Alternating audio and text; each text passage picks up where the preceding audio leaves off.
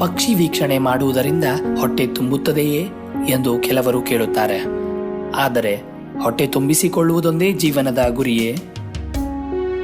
ಸುತ್ತಲಿನ ಪರಿಸರವನ್ನ ಗಮನಿಸಿದರೆ ಗಿಡ ಮರಗಳಲ್ಲದೆ ಸುಲಭವಾಗಿ ಕಾಣಿಸೋ ಜೀವಿ ಅಂದರೆ ಪಕ್ಷಿ. ಪಕ್ಷಿಗಳು ಅಂತಂದರೆ ಇಂಗ್ಲೀಷ್ ಹೇಳೋದಕ್ಕೆ ಫೆದರ್ ಬೈಪೆಡ್ ಅಂತ ಹೇಳ್ತಾರೆ. ಅಂದರೆ ರೆಕ್ಕೆ ಇರುವಂಥ ಎರಡು ಕಾಲಿನ ಜೀವಿ. ಅದ್ರ ಜೊತೆಗೆ ಹಾರೋದು ಒಂದು ವಿಶೇಷ ಗುಣ ಅದರದ್ದು. ಜೊತೆಗೆ ಹಾರ್ತಾ ಇರೋದು ಎಲ್ಲನೂ ಪಕ್ಷಿಗಳೇ ಅಂತ ಹೇಳೋಕ್ಕಾಗಲ್ಲ. ಯಾಕೆ ಬಾವಲಿಗಳು ಹಾರ್ತವೆ, ಕೀಟಗಳು ಹಾರ್ತವೆ, ಆ ಥರ ಎಲ್ಲದಕ್ಕೂ. ಬಟ್ ಇದಕ್ಕೆ ವಿಶೇಷವಾಗಿರೋದಂದರೆ ಫೆದರ್ ಅಂದರೆ ರೆಕ್ಕೆ ಪುಕ್ಕಗಳಿರುವಂತಹದ್ದು, ಎರಡು ಕಾಲಿರುವಂಥದ್ದು.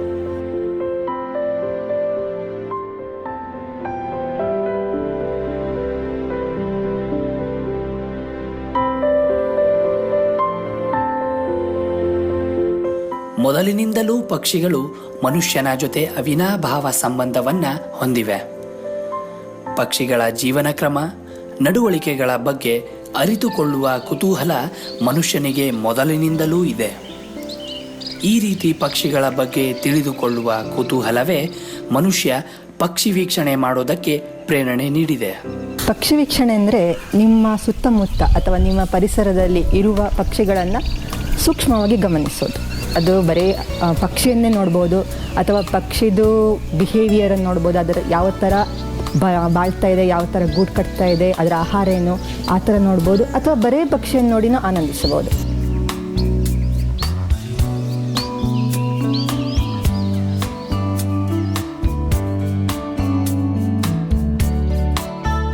ಪಕ್ಷಿ ವೀಕ್ಷಿಸಲು ವಯಸ್ಸಿನ ಇತಿಮಿತಿ ಇಲ್ಲ.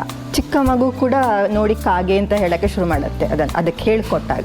ಸೊ ನಾವು ಚಿಕ್ಕ ಮಕ್ಕಳಿಂದಲೇ ಅದನ್ನು ನೋಡಬಹುದು. ಅದಕ್ಕೆ ವಯಸ್ಸನ್ನು ಅಷ್ಟೇ, ಎಷ್ಟು ವಯಸ್ಸಾದವರು ಕೂಡ ಕೂತ್ಕೊಂಡು ನೋಡೋದ್ರಲ್ಲಿ ಆನಂದಿಸೋದ್ರಲ್ಲಿ ಯಾವುದೇ ರೀತಿದು ವಯಸ್ಸಿನ ಇತಿಮಿತಿಗಳಿಲ್ಲ.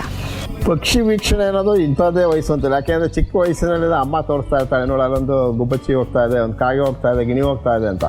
ಮಗುಗೆ ಹಾರಾಟದ್ದೇ ಒಂದು ಕೌತುಕ, ಆಮೇಲೆ ಬಣ್ಣ, ರೋಚಕವಾಗಿರುವಂಥದ್ದು, ಅದೆಲ್ಲ ಮಗುವಿಗೆ ತುಂಬ ಆಸಕ್ತಿ ಕೇಳಿಸ್ತಾನೆ. ನಮ್ಮಲ್ಲಿ ಸುಪ್ತವಾಗಿ ಬರ್ಡ್ ವಾಚಿಂಗ್ ಅಥವಾ ಪಕ್ಷಿ ವೀಕ್ಷಣೆ ಅನ್ನೋದು ಇದ್ದೇ ಇರುತ್ತೆ. ಅದಕ್ಕೆ ಒಂದು ರೀತಿ ಅದಕ್ಕೆ ಸರಿಯಾದ ಒಂದು ಸೂಕ್ತ ಮಾರ್ಗದರ್ಶನನೋ ಅಥವಾ ಅದಕ್ಕೊಂದು ಪುಸ್ತಕ ಅಥವಾ ಸ್ನೇಹಿತರು ಸಿಕ್ಕಿದಾಗ ಅದು ಹೊರಗಡೆ ಬರುತ್ತೆ. ಹಾಗಾಗಿ ನಾವು ಒಂದು 2-3ನೇ ವರ್ಷದಿಂದಲೂ ಶುರು ಮಾಡ್ಬೋದು. ಅದಕ್ಕೇನು ವಯಸ್ಸಿನ ಇತಿಮಿತಿ ಇಲ್ಲ.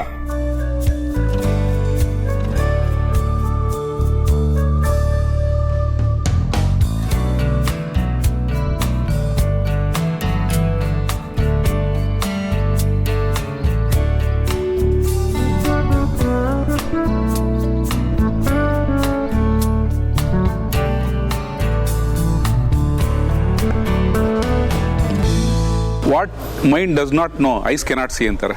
ಇವಾಗ ನಮ್ಗೆ ಏನು ಗೊತ್ತಿರುತ್ತೆ ಅದನ್ನು ಮಾತ್ರ ನಾವು ನೋಡೋಕೆ ಸಾಧ್ಯ. ಇಲ್ಲಾಂದರೆ ಅದು ಎದುರುಗಡೆನೆ ಹೋಗ್ತಾ ಇದ್ರು ನಮಗೇನು ಗೊತ್ತೇ ಆಗಲ್ಲ, ಯಾಕೆಂದರೆ ಅದ್ರ ಬಗ್ಗೆ ನಮ್ಗೆ ಜ್ಞಾನ ಇರಲ್ಲ. ಹಾಗಾಗಿ ಪಕ್ಷಿ ವೀಕ್ಷಕರಿಗೆ ಏನು ನೋಡಬೇಕು ಅಂತ ಗೊತ್ತಿರುತ್ತೆ. ಹಾಗಾಗಿ ಆ ಜಾಗಕ್ಕೆ ಹೋದ ತಕ್ಷಣ ಇದು ಕಾಣಬೇಕಲ್ಲ, ಯಾಕೆ ಕಾಣ್ತಿಲ್ಲ ಅಂತ ಹುಡ್ಕಕ್ಕೆ ಶುರು ಮಾಡ್ತಾರೆ. ಅಷ್ಟು ಇದು ಸೈಂಟಿಫಿಕ್, ಅಂದರೆ ಅಷ್ಟು ವೈಜ್ಞಾನಿಕವಾಗಿದೆ ಈ ಪಕ್ಷಿ ವೀಕ್ಷಣೆ ಅನ್ನೋದು.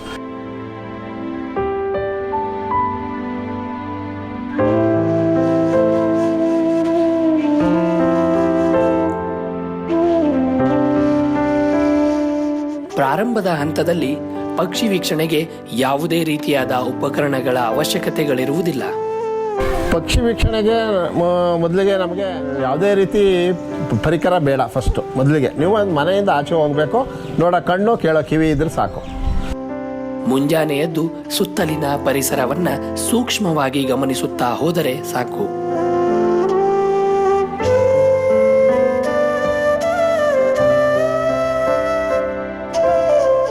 ಭಾರತದಲ್ಲಿ ಸುಮಾರು 1300ಕ್ಕೂ ಹೆಚ್ಚು ಪ್ರಭೇದದ ಪಕ್ಷಿಗಳಿವೆ. ಅದರಲ್ಲಿ 50ಕ್ಕೂ ಹೆಚ್ಚು ಪ್ರಭೇದಗಳು ಭಾರತದಲ್ಲಿ ಮಾತ್ರ ನೋಡಲು ಸಿಗುತ್ತವೆ. 400ರಿಂದ 450 ಪಕ್ಷಿನ ಗುರುತಿಸುವಷ್ಟು ಸಾಮರ್ಥ್ಯ ಇದೆ ಫೀಲ್ಡಲ್ಲಿ. ಅದು ಬಿಟ್ಟು ನಾವು ಇವಾಗ ಪ್ರೋಗ್ರಾಮ್ಗಳು ಯಾವುದೋ ವಿಡಿಯೋನಲ್ಲಿ ನೋಡಿರೋವಂಥದ್ದು ಅಥವಾ ಆಸಕ್ತಿ ವಹಿಸಿ ಪುಸ್ತಕ ಓದಿರುವಂಥದ್ದು ಅದೆಲ್ಲ ಸೇರಿದ್ರೆ 1000 ತನಕ ಆಗ್ಬೋದು. ಭಾರತದ ಪಕ್ಷಿ ಪ್ರಪಂಚದ ಪಿತಾಮಹ ಸಲೀಂ ಅಲಿ ಇವರು ಬರೆದಿರುವ the book of Indian birds ಪಕ್ಷಿ ವೀಕ್ಷಕರ ಮಾರ್ಗದರ್ಶಿಯಾಗಿದೆ. ಸಲೀಂ ಅಲಿ ಅವರನ್ನು ನಾವು ಭಾರತದ ಪಕ್ಷಿ ವೀಕ್ಷಣೆ ಪಿತಾಮಹ ಅಂತ ಹೇಳ್ಬೋದು.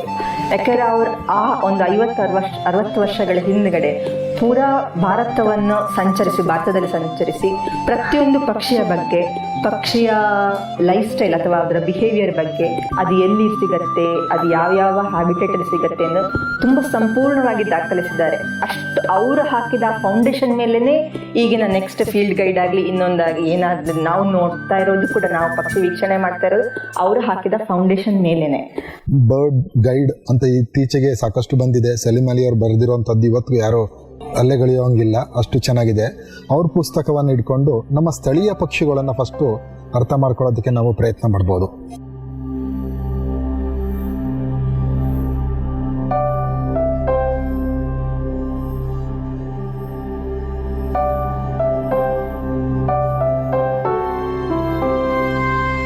ಪಕ್ಷಿ ವೀಕ್ಷಕರು ಪರಿಸರ ಸಂರಕ್ಷಣೆಯಲ್ಲಿ ಪ್ರಮುಖ ಪಾತ್ರವನ್ನು ವಹಿಸುತ್ತಾರೆ.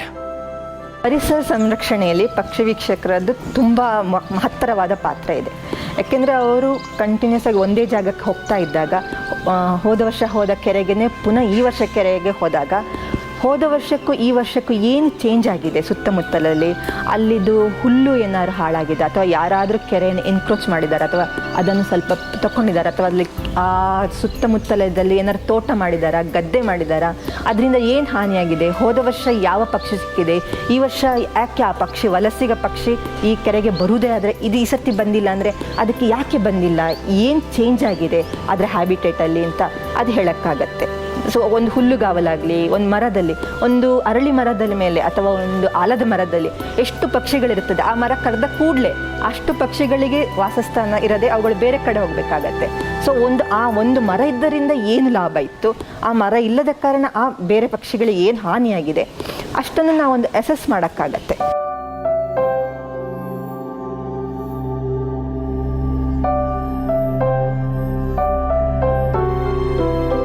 ಮೈಸೂರಿನ ಲಿಂಗಾಬುದಿ ಕೆರೆ ಮಧ್ಯದಲ್ಲಿ ರಿಂಗ್ ರೋಡ್ ಹಾದು ಹೋಗೋ ಅಂಥ ಒಂದು ಹುನ್ನಾರ ಇತ್ತು.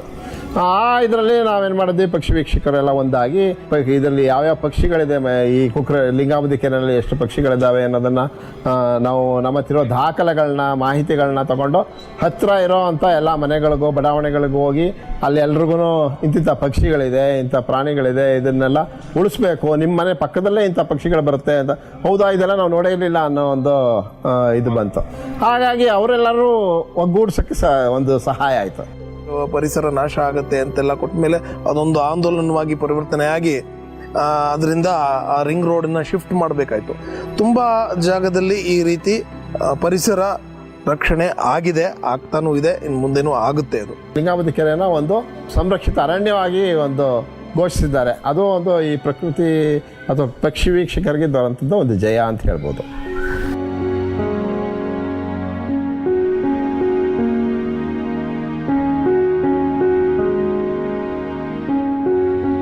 ಪಕ್ಷಿ ವೀಕ್ಷಣೆಯನ್ನ ಮಾಡುತ್ತಾ ಮನುಷ್ಯನಲ್ಲಿ ಪರಿಸರದ ಕುರಿತು ಕುತೂಹಲಗಳು ಹೆಚ್ಚುತ್ತಾ ಹೋಗುತ್ತವೆ. ಇದರಿಂದ ಮನಸ್ಸಿನ ಒತ್ತಡ ಕಡಿಮೆಯಾಗಿ ಜೀವನೋತ್ಸಾಹ ಇಮ್ಮಡಿಯಾಗುತ್ತದೆ. ಪಕ್ಷಿ ವೀಕ್ಷಣೆಯಿಂದ ನನಗೆ ಆಗಿರೋ ವೈಯಕ್ತಿಕ ಲಾಭ ಅಂದರೆ, ಮೊದಲು ನನಗೆ ತುಂಬ ತಲೆನೋವು ಬರ್ತಾಯಿತ್ತು, ಸೈನೋಸೈಟಿಸ್ ಅಂತೀವಿ. ನಾನೇ ವೈದ್ಯನಾಗಿದ್ದರೂ ಕೂಡ ಅದಕ್ಕೆ ವಾಸಿ ಮಾಡ್ಕೊಳ್ಳೋಕೆ ತುಂಬ ಕಷ್ಟಪಡ್ತಾ ಇದ್ದೆ. ಆದರೆ ಯಾವಾಗ ನಾನು ಪಕ್ಷಿ ವೀಕ್ಷಣೆ ಶುರು ಮಾಡಿದ್ನೋ ತಲೆನೋವು ಮಾಯನೇ ಆಗೋಯ್ತು. ಅವತ್ತಿಂದ ನಂಗೆ ತಲೆನೋವೇ ಬಂದಿಲ್ಲ. ಯಾಕೆಂದರೆ ನೀವು ಪಕ್ಷಿ ವೀಕ್ಷಣೆ ಮಾಡ್ಬೇಕಾದ್ರೆ ತುಂಬ ಖುಷಿ ಸಿಗುತ್ತೆ, ಈ ಡಿಪ್ರೆಷನ್ ಎಲ್ಲ ಇರೋದೇ ಇಲ್ಲ. ಮತ್ತು ದೈಹಿಕವಾಗಿ ನಿಮಗೆ ವ್ಯಾಯಾಮ ಆಗುತ್ತೆ, ಮಾನಸಿಕವಾಗೂ ಹೊಸ ಹೊಸ ಜಾಗ ನೋಡ್ತೀರಾ.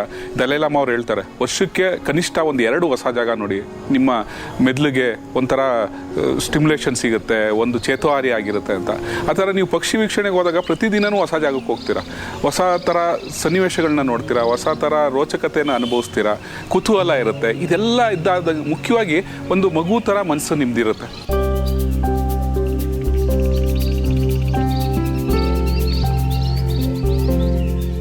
ಪಕ್ಷಿ ವೀಕ್ಷಣೆಯನ್ನ ಸಂಪೂರ್ಣವಾಗಿ ದಾಖಲೀಕರಣ ಮಾಡುವುದರಿಂದ ಪರಿಸರ ಮತ್ತು ಪಕ್ಷಿಗಳ ಕುರಿತಾದ ಸಂಶೋಧನೆಗೆ ಸಹಾಯವಾಗುತ್ತದೆ. ಪಕ್ಷಿ ವೀಕ್ಷಣೆ ಮಾಡ್ತಾ, ಉದಾಹರಣೆಗೆ ಒಂದು ಪಕ್ಷಿ ನೋಡ್ತಾ ಇದ್ದಾಗ ಅದರದ್ದು ಸಂತಾನಾಭಿವೃದ್ಧಿ ಸಮಯದಲ್ಲಿ ಅದರದ್ದು ಬೇರೆ ಬೇರೆ ಥರದ ಆ್ಯಕ್ಟಿವಿಟೀಸ್ ಇರುತ್ತೆ. ಗಂಡು ಒಂದು ಹೆಣ್ಣನ್ನು ಮನವೊಲಿಸೋ ಅಂಥ ಕಾರ್ಯಗಳಿರಬಹುದು. ಆಮೇಲೆ ಅದಕ್ಕೆ ಗೂಡು ಕಟ್ಟೋದು ಬೇಕಾದಂಥ ಜೊಂಡು, ಹುಲ್ಲು, ಫೆದರ್ಸು ಅದನ್ನೆಲ್ಲ ಹುಡುಕಿ ತರೋ ಅಂಥದ್ದು, ಆ ಥರದ್ದು ಸುಮಾರು ಆ್ಯಕ್ಟಿವಿಟಿ. ಆಮೇಲೆ ಮಕ್ಕಳಿಗೆ ಮರಿಗಳಿದ್ದಾಗ ಅದನ್ನ ಹೆಂಗೆ ಪಾಲಿಸುತ್ತೆ, ಪೋಷಿಸುತ್ತೆ ಅನ್ನೋದನ್ನೆಲ್ಲ ನಾವು ನೋಡ್ತೀವಿ.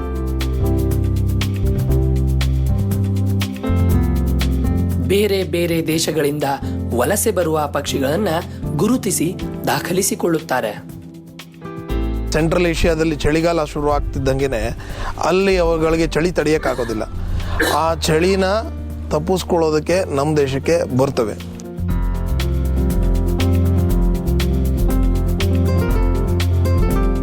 ಭಾರತದಾದ್ಯಂತ ಹಲವಾರು ಪಕ್ಷಿ ವೀಕ್ಷಕರ ಸಂಘ ಸಂಸ್ಥೆಗಳು ಸ್ಥಾಪಿತವಾಗಿವೆ. ಪಕ್ಷಿ ವೀಕ್ಷಣೆ ಮಾಡ್ತಾ ಮಾಡ್ತಾ ನಾವು ಕೆಲವು ಜನ ಸ್ನೇಹಿತರಾದವು. ಈ ಥರ ಪಕ್ಷಿಗಳು ಹುಡ್ಕೊಂಡು ಹೋಗೋ ಬದಲು ಒಂದಷ್ಟು ನಾವೇ ಜಮೀನು ಖರೀದಿ ಮಾಡಿ ಮರಗಳು ಹಾಕಿದ್ರೆ ಪಕ್ಷಿಗಳು ಅಲ್ಲೇ ಬರುತ್ತಲ್ಲ, ಕೂತ್ಕೊಂಡೇ ನೋಡ್ಬೋದಲ್ಲ ಅಂತ ಯೋಚನೆ ಶುರು ಆಯಿತು. ಹಾಗೆ ಯೋಚನೆ ಮಾಡಿ ನಾವೆಲ್ಲ ಗುಂಪು ಹುಡ್ಕೊಂಡು ಒಂದು ಗುಂಪಾಗಿ ಒಟ್ಟಾಗಿ ನಾವು ಒಂದು 4 ಎಕರೆ ಜಾಗ ತೊಗೊಂಡಿದ್ದೀವಿ. ಈಗ 10 ವರ್ಷ ಆಗಿದೆ. ಒಂದು ಒಳ್ಳೆ ತೋಟ ಆಗಿದೆ. ಪಕ್ಕದಲ್ಲಿರೋ ಕೆರೆನೂ ಕೂಡ ನಾವು ಅಭಿವೃದ್ಧಿ ಮಾಡಿದ್ವಿ. ಅಲ್ಲೂ ತುಂಬ ಪಕ್ಷಿಗಳು ಬರ್ತಾ ಇದೆ. ಮೊನ್ನೆ ಚಿರತೆನೂ ಬಂದಿತ್ತು. ಅದೇ ಥರ ಇದೇ ಗುಂಪು ಮುಖ್ಯವಾಗಿ ಇದನ್ನು ಅಡಿಪಾಯ ಇಟ್ಕೊಂಡು ಗುಂಪಾಗಿ ಒಟ್ಟಿಗೆ ಹೆಂಗೆ ಕೆಲಸ ಮಾಡ್ಬೋದು ಅಂತ ನೋಡ್ತಾ ಚಟುವಟಿಕೆ ಆಧಾರಿತ ಮಕ್ಕಳಿಗೆ ತುಂಬ ಖುಷಿಯಿಂದ ಕಲಿಸೋ ಒಂದು ಶಾಲೆ ಮಾಡಬೇಕು ಅಂತ ಅಂದ್ಕೊಂಡು ಆ ಶಾಲೆನ ಈಗ ಪ್ರಾರಂಭ ಮಾಡಿದ್ವಿ. 8 ವರ್ಷ ಆಯಿತು. ಈಗ ಒಂದು 130 ಮಕ್ಕಳು ಈ ಶಾಲೆಯಲ್ಲಿ ಓದ್ತಾ ಇದ್ದಾರೆ. ಇದೆಲ್ಲ ಶುರುವಾಗಿದ್ದು ಪಕ್ಷಿ ವೀಕ್ಷಣೆ ಹವ್ಯಾಸದಿಂದ.